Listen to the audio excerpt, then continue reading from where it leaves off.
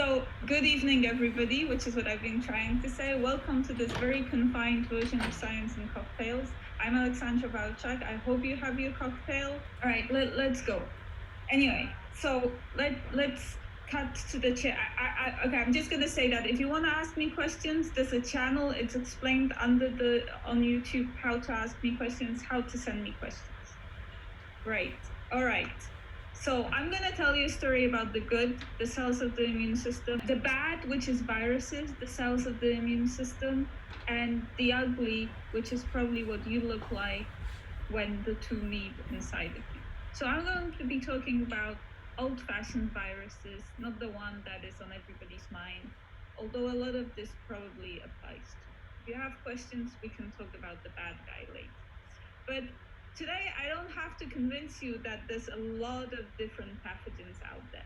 And these pathogens hide even in countries that you wouldn't expect it. So the darker the color, the more pathogens you see there are. And you see that, for example, the United States, there's quite a lot of bugs out there. So we're not helpless against them. We have wonderful immune systems. And so we have what's called the first line of defense, which is an innate immune system, which is basically anything from scratching yourself just to get stuff out of your skin to a whole army of cells that's there to protect you and to recognize a bacteria right when it sees it. However, if that doesn't work and an infection sets in, you have an even better system, which is called the adaptive immune system, which is made out of B and T cells. So B and T cells are what are called lymphocytes. When you get a blood test and you see a line that says lymphocyte count, that's measuring the number of B and T cells. And these cells, they have receptors on the surface, which are like little hands that catch different molecules.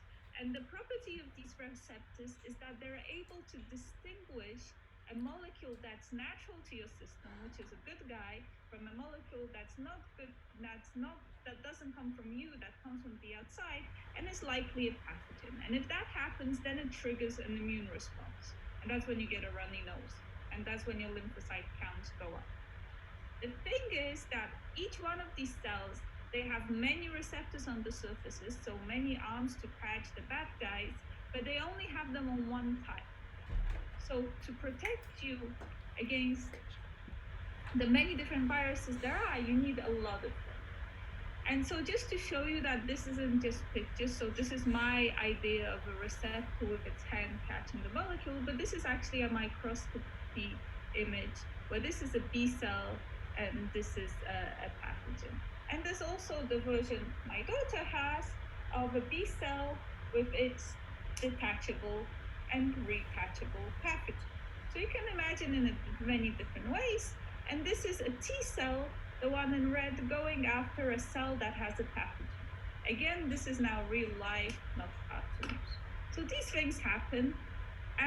But the important thing is really the idea that there are a lot of pathogens out there, as you know, including the latest play on the pathogen team.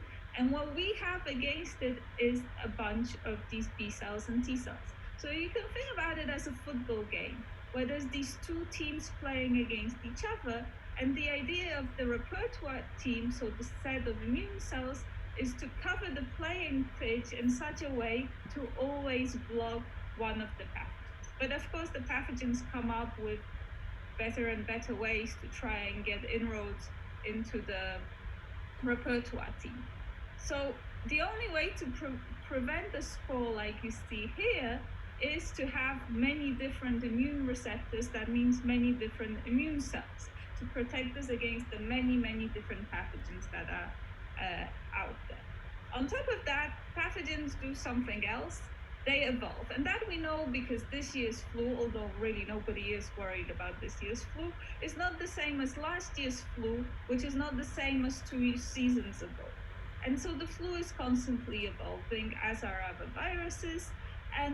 But luckily, our immune repertoire, so our set of immune receptors, is also evolving, is also changing with time. And hopefully it can change in such a way as to be able to protect us against next season's flu and still manage to protect us, and having managed to protect us against last season's flu. So that's what we mean by an adaptive immune system. It means it adapts. It adapts to the environment. It's constantly changing. And in fact, it's so amazing that our immune system can recognize viruses that didn't exist when you were born. Okay? So if you're thinking now, hey, what about COVID? Well, there are people who can recognize it and their immune systems deal with it.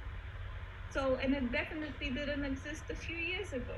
So as you can see, it's really a system with amazing potential. So I hope I've sort of given you an idea that we need a good team. We need to fill our football field with good players to protect us against all the different pathogens that are out there. And the question is, where does this diversity come from? So why is this a question at all? Okay, so what is a receptor?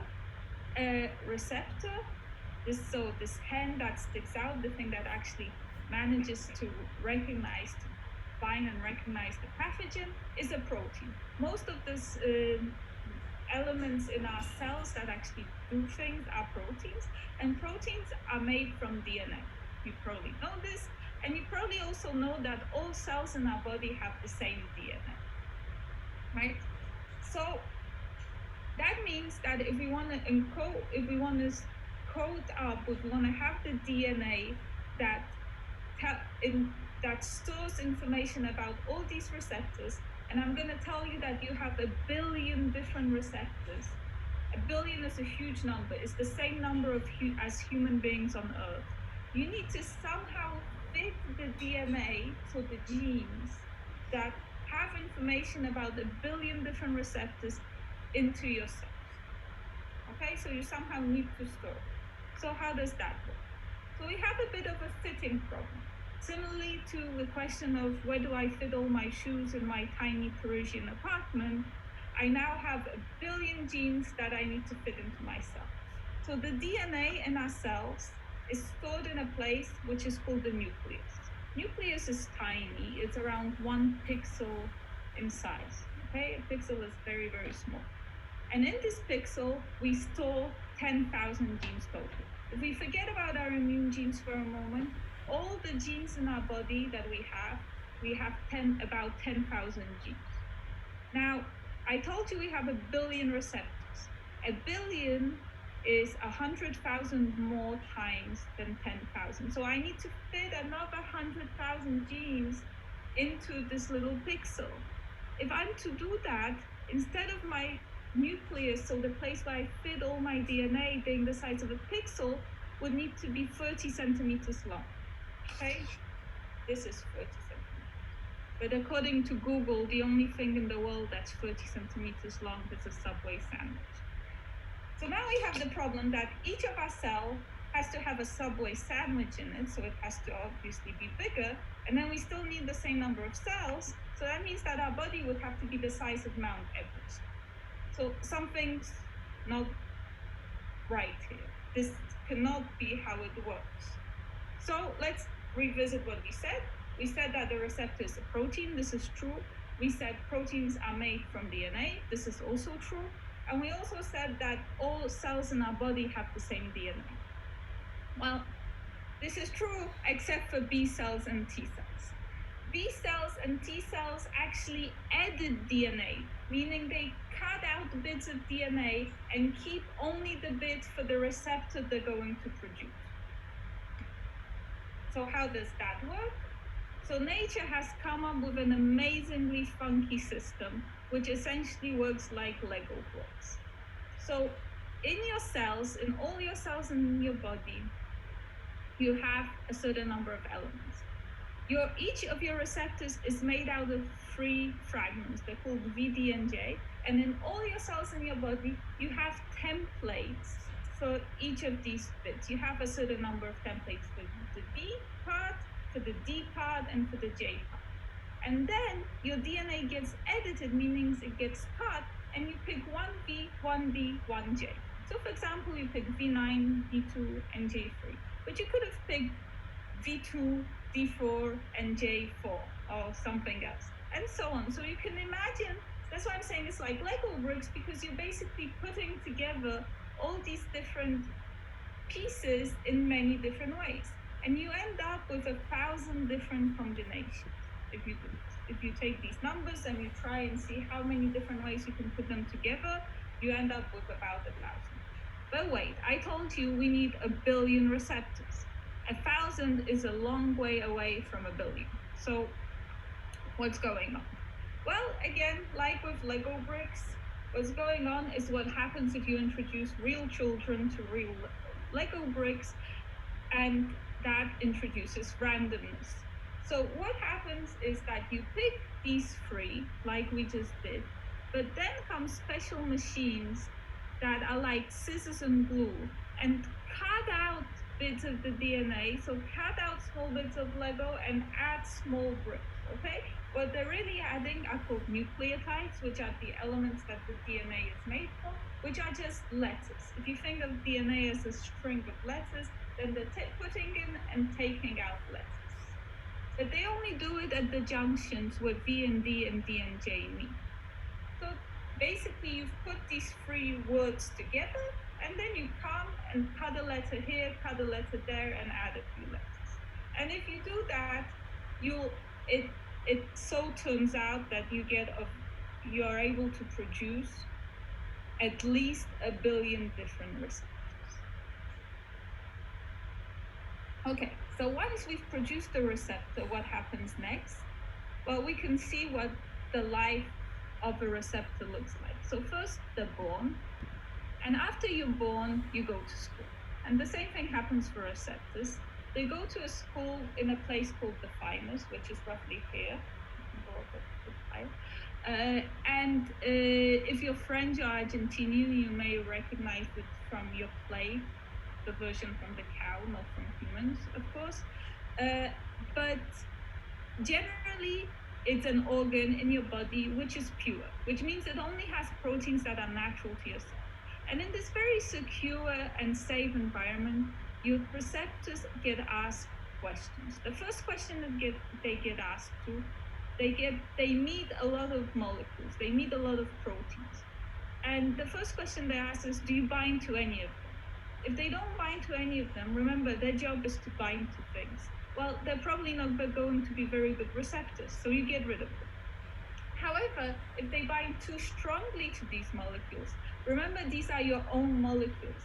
That means they'll be binding too strongly, or they may bind too strongly to molecules later on.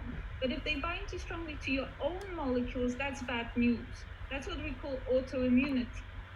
So that would be basically triggering an immune reaction every time it meets this molecule, which is natural to you. So that's bad too. So you don't want to keep those either. So you keep the ones in the middle. To pass the exam, they have to bind somewhat strongly to something, but not too strong. And so once they pass this exam, they get let out into the real world, and they have the job to do, which is to recognize patterns. So if they don't recognize anything, after a while they die. But if they do recognize something, they proliferate. They make many, many copies of themselves. And this is when you go and get your blood test and you see your lymphocyte count going up. You see an increase in the number of B and T cells because your immune cells are making copies of themselves because it's easier to find an infection when there's many of them. So after that, when you look at your blood results, they do go down, right? After you've cleared an infection, and so they go away. But some of these that took part in clearing the infection stay, and they're given a special flag, which basically means something like you've been to war, and they get put into what's called the memory repertoire. So these are cells that are now experts. Next time they've recognized a pathogen, and next time your body sees this pathogen or a similar one, they're going to recognize it straight away, very quickly, and jump on it. So basically, this is the life of an immune system. So I've hopefully convinced you that, well, we have a lot of them, and we need this diversity. But exactly how diverse is it? So far, I've just told you there's a lot of them. I didn't really tell you how different they are from each other. So, for example, how different are the receptors that Angèle has inside of her? And maybe you can start wondering about how different they are from the ones you have inside of you. How different do they need to be? And why is estimating diversity? So this general question of estimating diversity, asking how different things are, is an old problem. It's an old problem in biology, but even further than that. And it goes back to the Middle Ages when the king or queen wanted to estimate how many different species of animals do they have in their forest. So let's take this problem to the urban jungle. And there's a lot of people who worry about the same problem now when they're trying to catch different species. And so if you see one Pikachu in your Pokemon game, whether you live in a forest that looks like this, Forest 1, or whether you live in a forest that looks like this, Forest 2, these are very different types of diversity, right? This forest is not very diverse. So if you want to catch a different Pokemon than Pikachu, you're going to have to be very lucky. But in forest number 2, it's going to be much easier because it's a much more diverse forest, even though both have the same number of overall Pokemon. And for the experts out there, yes, I do realize that Pikachu is already a very rare Pokemon, but at least everybody knows what he looks like. Okay, so our problem is similar to that of asking what kind of forest is our immune system? Is it a forest filled with mainly Pikachu, so one type of receptor, or are there many, many different receptors? And are they all equally large? So to answer that question, we can go to data. We can actually sequence our immune repertoire. So you can go in, you can volunteer to do this. They'll take your blood, they'll sort out your B cells and T cells. Let's just focus on T cells. Okay, so they'll sort out this. They'll look at the actual, which have all these diverse different receptors, and they'll get the DNA that's in these cells and post to these receptors. And that's what the sequencer will spit out, right? So DNA looks like a string of letters. It's made out of 4 letters, A, T, C, and G. And each of these receptors, which is a protein, is coded by this letter. And each line here is one different receptor. And you can do this experiment and you can get your immune repertoire sequence. And then we can start asking questions of how different this is. We can also start asking questions about, are all of these receptors equally likely to be produced? Because at the end of the day, whether you're going to have many different ones or not depends on how likely they are. So we take each one of these sequences and we want to understand how likely it was to be produced. And the only way we can do this, is probabilistic.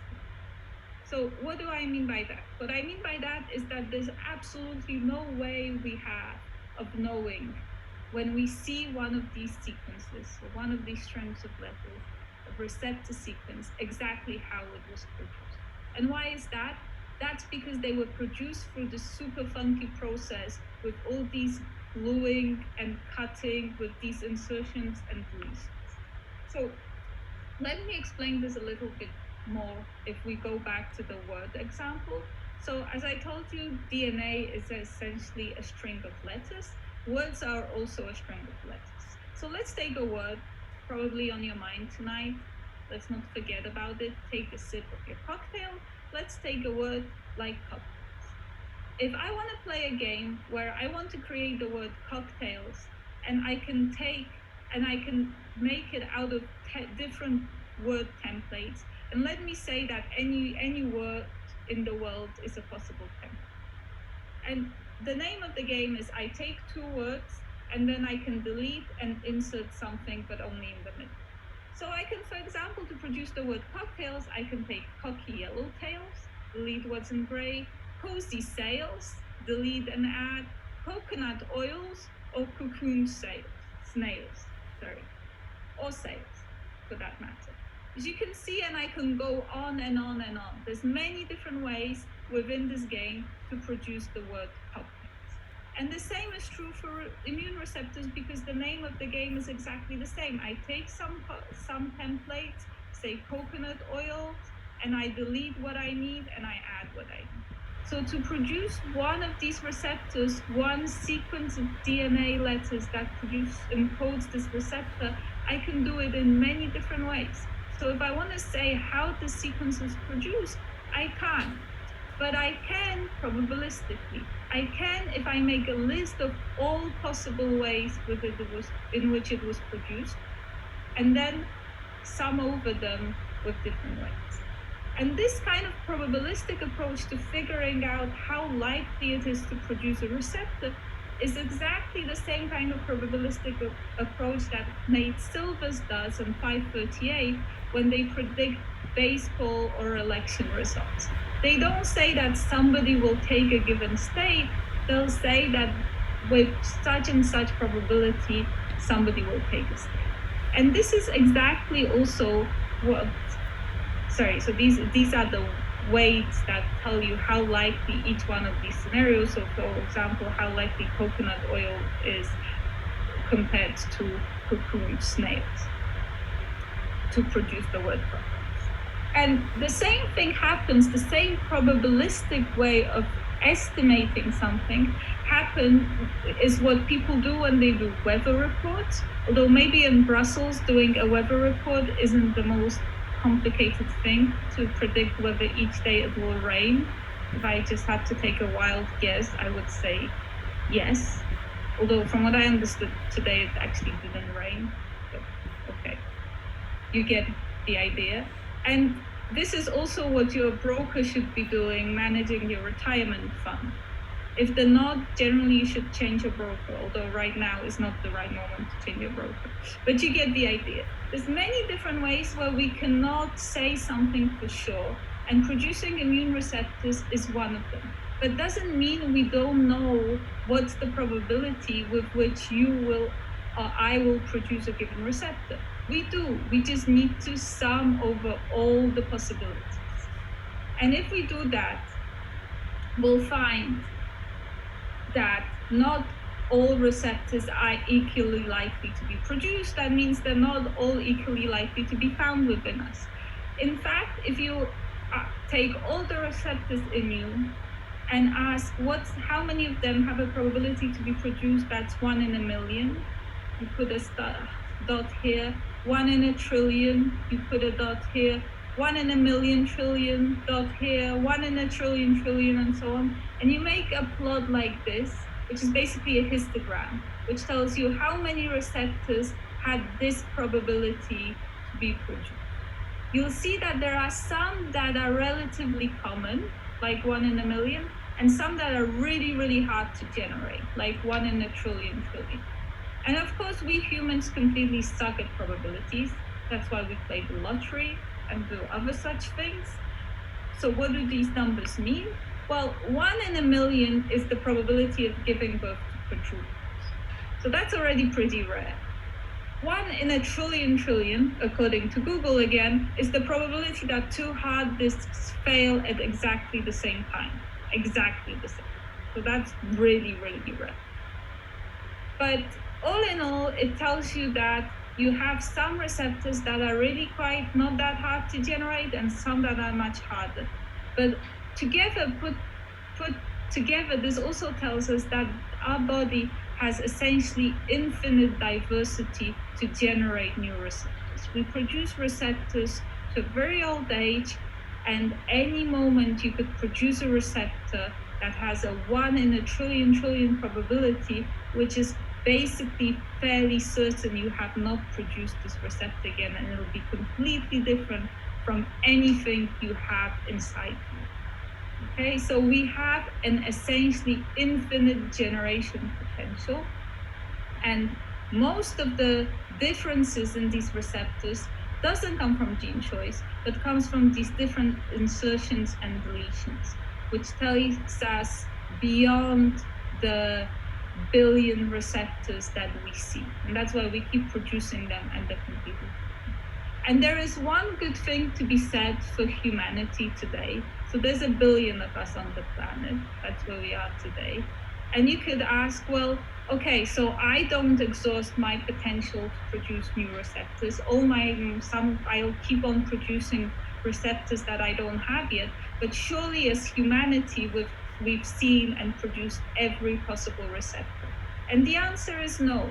We keep on producing new and new receptors. This line is not plateauing. As humanity, we still haven't exhausted our potential to generate new receptors. Okay, so that's the black line. The red line is when we train people to look at the blood, we don't actually drain them completely or they would die. And in fact, we've only drained this much of the population.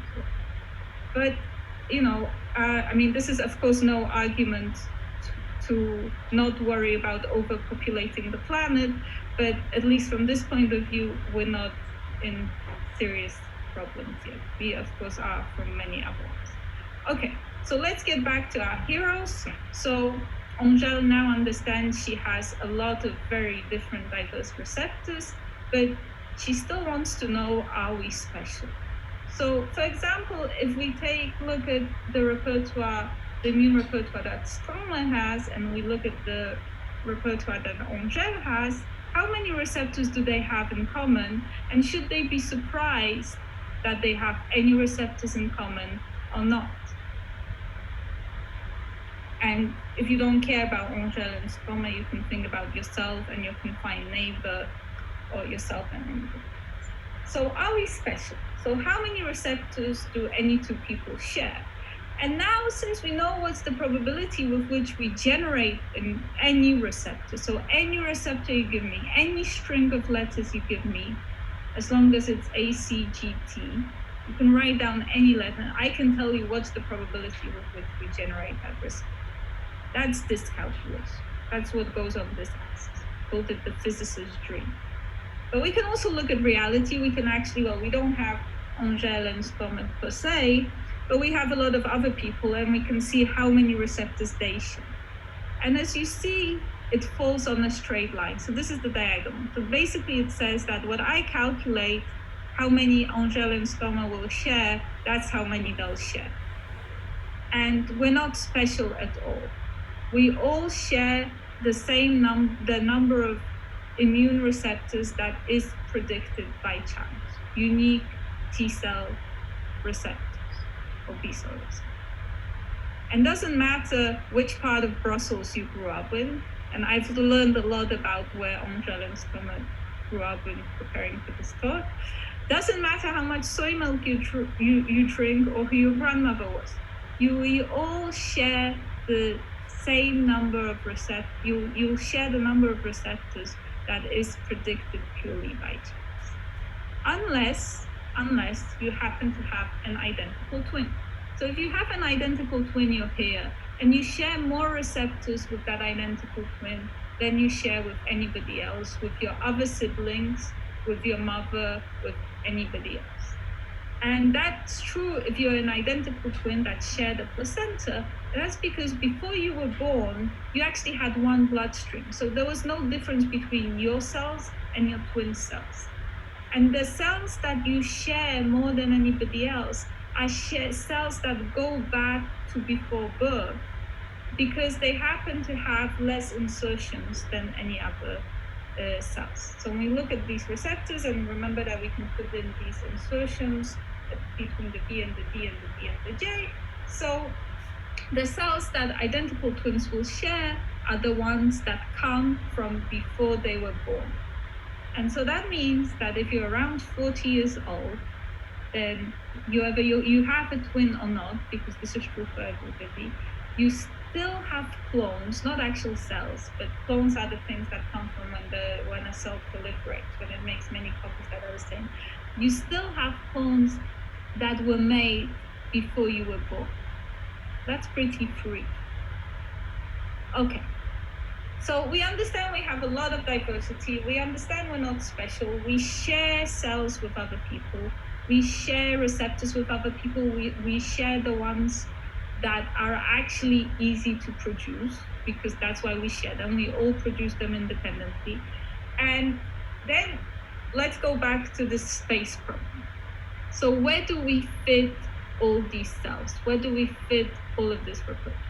Now, not actually in the case of how do we code for them, where do we fit the DNA, that we explained, but now that they're there, how much room should they take? So I told you that they recognize, the receptors recognize molecules, but I didn't tell you exactly how. So it could be that one receptor is able to recognize one molecule, just one pathogen or bit of pathogen, or it could be that it could recognize a few of them. Similarly, one pathogen could be recognized by just one receptor or a few receptors. And so if it's a one-to-one mapping, if one pathogen recognizes one receptor, then the spleen, which is an organ, again, somewhere here, in the mouse is here, it's about this size. In the mouse, instead of being basically this size compared to the mouse, should be the size of 70 times this box. So it should be huge. So basically, again, we have a fitting problem. We're not going to fit all these receptors. And the answer to this is that it's not a one-to-one mapping. One receptor can recognize a number of pathogens or bits of pathogen, and one pathogenic molecule can be recognized by a few receptors. It's not a one-to-one mapping. And this is why we don't need to have seen exactly one specific bad molecule. We can see something quite close to it and still recognize it later. So that helps us with immune memory. Okay, so now a little quiz. Say there's two individuals that live in a given environment. Of course, they see it slightly differently, but they live in the same place. Let's say they live in Brussels, so this is what the daily reality looks like. And they just sample slightly different pathogenic molecules, but from the same set of molecules. The question is, should they have this, if we could now design the best possible repertoire for them. Okay, so let's say that, if we go back to the football analogy, let's say we're now the national coach selecting the national team for the World Cup. Okay, should we select the same set of players? Should we select the same receptors for these two people? Or should we select slightly different ones? And the answer is we can select different ones as long as we cover the playing field. Okay, and why is that? Well, because of what I just told you. There's not a one-to-one mapping. There's not one good solution. We can find many different equally good solutions to the problem of protecting ourselves. We just need to have diverse enough solutions to be prepared for the diverse things that can come. So while we've been talking about the immune system, pathogens, of course, haven't been idle. They haven't been on holiday. Or maybe rather they have been. And this is, again, this is a map of how the flu travels. And this is a map of the major airline routes. As you see, they're very similar. And I'm sure you've seen this map a lot over the last couple of months, because the flu is not the only virus that likes to travel by plane, probably first class. It's quite common.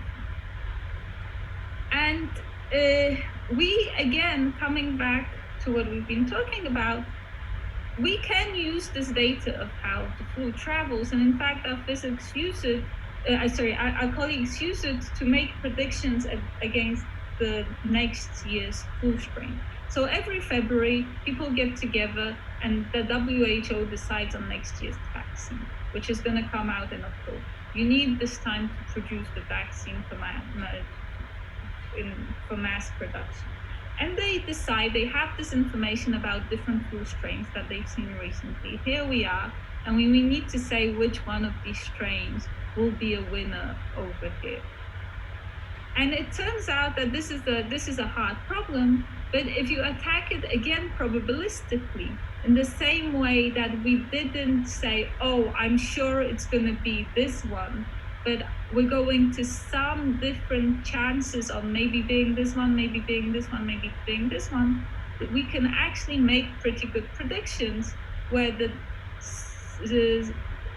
dashed line is the prediction and the solid line is what actually happened next.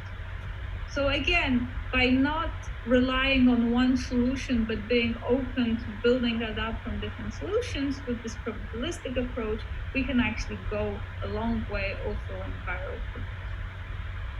And so what does all of this tell you? Well, how can we best prepare for the unknown? Well, the only thing we really have, and I think the last couple of months, if anything, has shown us that this is true, is to rely on diversity. Not to only be prepared for the things that we're sure will happen, but also try to be prepared for the things that seem rather unlikely and cover those areas of the playing field. And I'll end here. I'd just like to say that science in general is a very cooperative endeavor, and very little people these days do things by themselves, and this is definitely not my case. So I would like to thank all my lovely collaborators. These are the people whose work I talked about today, but there are many more. And with that, I'll be happy to take questions with a little disclaimer that I may not be able to answer them. Thank you.